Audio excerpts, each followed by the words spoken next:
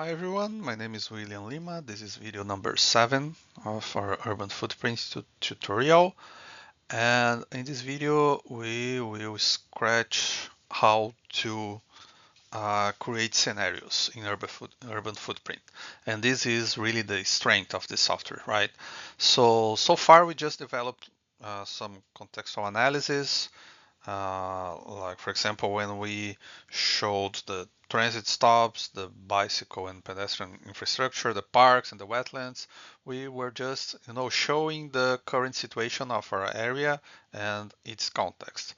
And now we start to develop new scenarios. So based on a project, on a redevelopment of our area, we'll start to see the uh, how the area will change based on the new uses that we are going to propose for the area. So the first thing that we need to know is that everything that we did so far was on the base scenario, as you can see here. So we are working in the base scenario with the actual real situation of the area, and we need to create a new scenario in order to change the information that we need that we want to change. So we need to click in this plus button here to create a new scenario. Okay, and we are going to create a new scenario based on our base scenario. And it will create a new tab here, in this case scenario number 3. And it's important to remember to always click in the scenario tab so we are not changing the base scenario.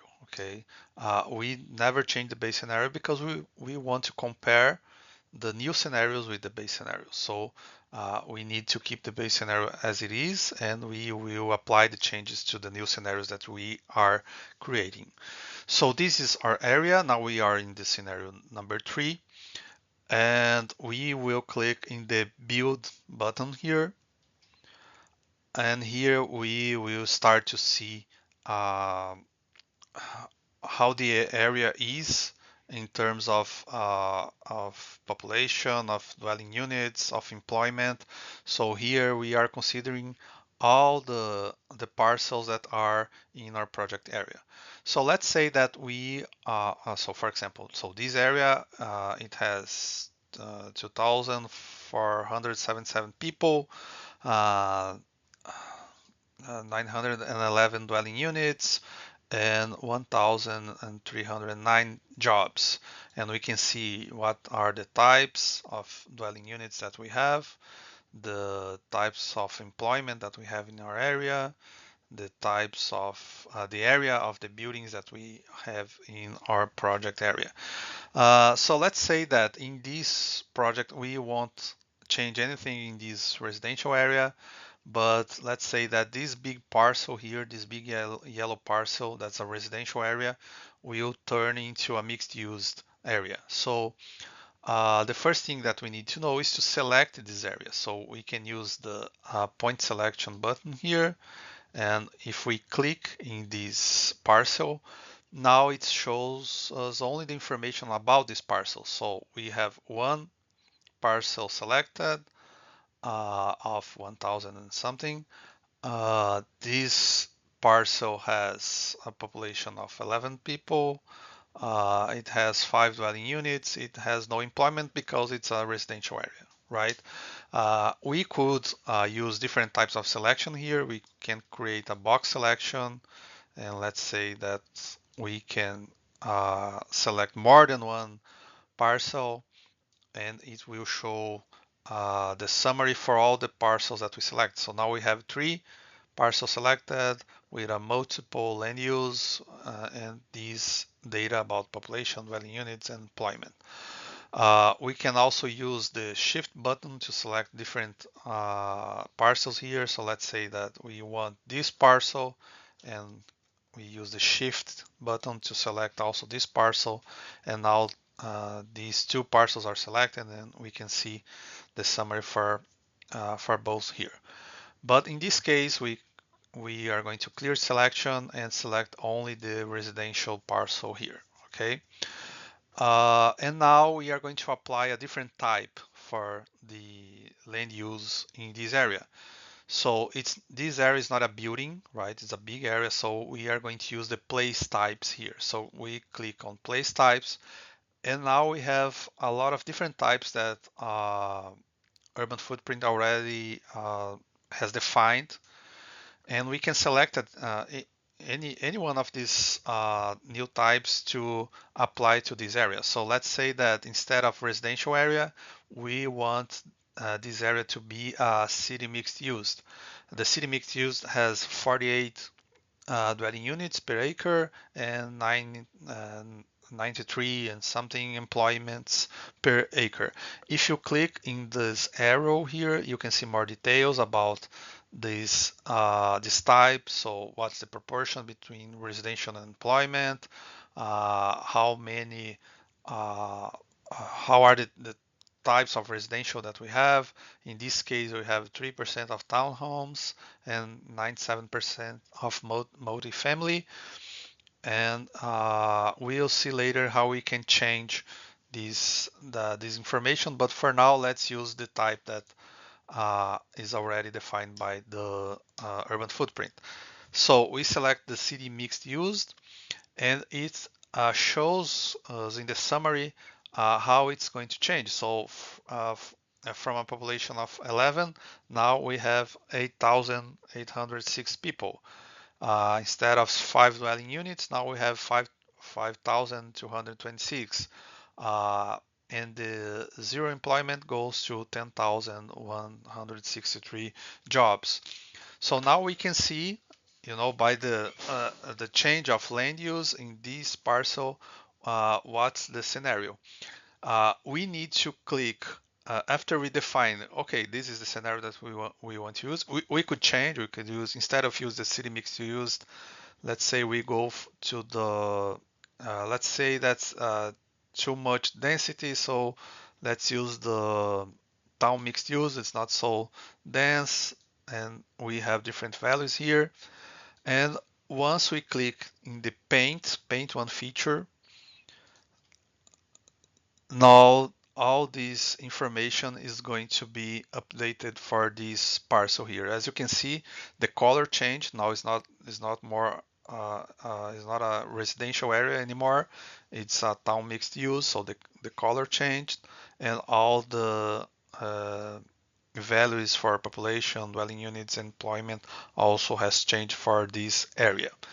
Now we could, if we want, we could create a new map, right? We can export a new map and compare this map to the base scenario. But what I want to show you is how we can see this information of the change here, of the land use change in a different way. So if we click here in the analyze, here is where we can run the different types of analysis that UrbanFootPrint has. So we can run the land consumption, the energy use, the water use. I mean, all these analyses are made based on the new use that we are creating for the area. And once we click here to run the analysis for the scenario, it starts to run. It can take some time.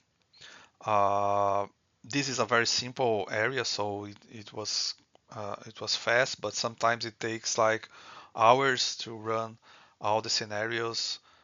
So that's something that maybe you want to run and go do something else while it's running. In the other button here, we can see the reports, and this is a very interesting way to show the results of the scenario. So here we have all the information of the data for the base scenario. So if we click in the scenario number 3, that's the scenario that we were working on, we can see, and now we can compare the difference between the base scenario and the scenario that we created. So in terms of population, housing, jobs by sector, housing type, I mean, we have all the different data here for the different scenarios. And also, if we create another scenario, we can add the other scenarios that we created here and compare the different scenarios in terms of the results that we have for each scenario. These graphs here, we can't save them actually, but we can print screen and use them in in the other softwares that we are working on. And also we can export this information. If we click here on the export button, it will create an Excel file with all the information for the both scenarios that we have, the base scenario and the scenario number 3. So here we can compare the numbers for each scenario. It's very detailed, so in terms of the jobs by sector, the building areas. I mean, we have all the information here that we need to compare those different scenarios. Of course, we are talking here about a broad scenario, right? We are not developing the project for the area, but we can easily compare the difference between the current scenario and what we are proposing for the area, right? So we can export it as an Excel file. Uh, and we could also, so let's say that we want to create a new scenario. So this is a scenario where we have that parcel, that residential parcel that goes to a town mixed use parcel. And let's say that we want to create a new scenario. And in this scenario, we don't want to use the type that UrbanFootPrint provides, but we want to create this data. So let's create a new scenario. Now we can use the base scenario as the base from this new scenario, or the scenario 3. So let's say that we want to keep the town mixed use. So the base scenario that we are going to use is scenario 3.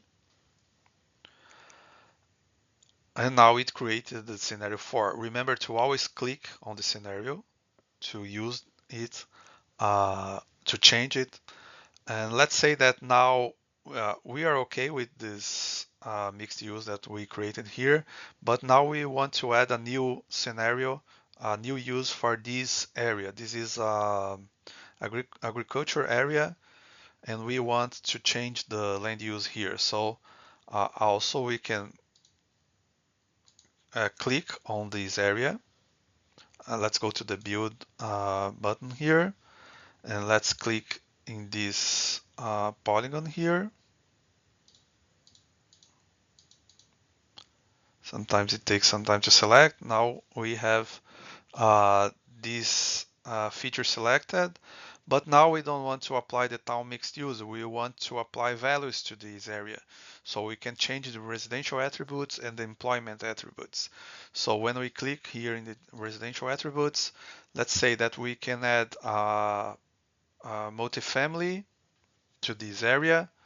And we can apply in the feature that we selected, and we can now define the number of units that we want. So let's say we want 1,000 multifamily units, and each multifamily will have maybe, let's say, also 1,000 square feet per unit. So now we have a population of that was 0 because it's agriculture area, and now we have 1,692 people, and we are going to have 1,000 dwelling units because we set it to 1,000, right? So we can add manually the different types of land use that we want for each parcel. So let's say that we want 1,000 multifamily, and we also want more single family small lot, more 100 units, each one with 1,500 square feet. and it's gonna be added to the summary of the area. So now we have 1,100 dwelling units, and the population now is 1,000 and almost 900 people in this area. And also we can change the employment attributes. So let's say we want a mixed use development for this area too. So let's say we want to add some retail, and we can work with the floor area, or we can add the number of employees that we want for the area. So let's say we want 500 jobs for the area. Here we can set the density of the job, of the type of retail. So here we need to take a look of the type of retail that we want. Maybe it's a restaurant, maybe it's a uh, some different type of stores. So we need to evaluate if we are talking about a low, medium, or high density. Let's keep it medium. So for 500 jobs at a medium density, we need more 200 uh, uh, to 100,000 square feet more or less, and it's gonna be added to our summary here. So instead of using the type, we can apply the values based on the number of units that we want, or the number of jobs that we want, and the type of job that we want, right? Remember to always click in the paint feature so it can apply the scenario to the parcel. And now we have the base scenario and two different scenarios based on different changes that we did to the area. And if we go now to the report, now we can add the scenario 4, and now we can compare the three different scenarios in terms of population, housing, jobs, and everything else. And if we export again the Excel file, now we have the data for the three scenarios that we are working with. Okay, so it's pretty simple. We just need to know exactly what we want for each scenario, how is going to be the the new land uses that we are proposing in order to create those different scenarios. And again, we can export it as a map and compare those scenarios in different maps. But I think that the most important thing here is that we can work with the data and the reports based on the scenario changes that we are making in this in the urban footprint. So again, we can run specific analysis based on different uh, types of analysis here in energy, water. I'm not going to do this now because it takes some time to do, but we can do, and we can compare these different scenarios based on these different types of analysis too. So that's it for now, and I see you on the next video.